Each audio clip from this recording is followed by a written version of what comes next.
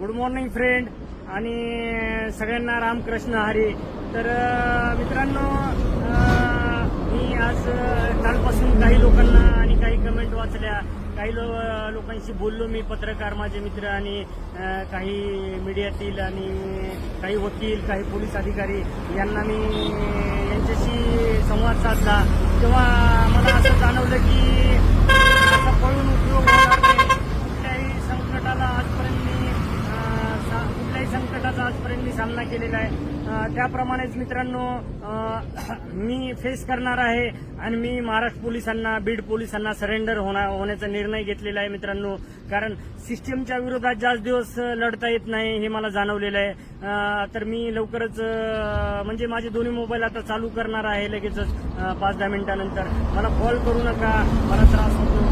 मला मेसेज करा, मी प्रत्येकाचे मेसेज वाचतो आणि रिप्लाय देतो. तर मित्रांनो, कारण काय, आता मी ज्यांच्यावर आरोप केले तेच आता भाजपमध्ये प्रवेश करणार आहेत आणि धनंजय मुंडे आणि ते काय म्हणतात ते वॉशिंग मशीन मधून आता ते क्लीन होऊन बाहेर येणार आहेत.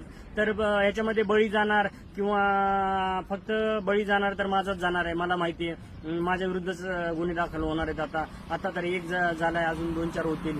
तर मित्रांनो, त्यामुळं मी फेस करणार आहे आणि लवकरच बीड पोलिसांसमोर हजर होणार आहे. किंवा त्यांनी जरी मला पकडलं तरी काही हरकत नाही, कारण ते माझं डिपार्टमेंट आहे. मीठ खाल्लेलं आहे मी त्या डिपार्टमेंटचं. तर मित्रांनो, हजर होऊन मी ही लढाई माझी लढतच राहणार. त्यामध्ये काही वाद नाही. जे काही आरोप केलेत ते मी सिद्ध करूनच दाखवणार आहे.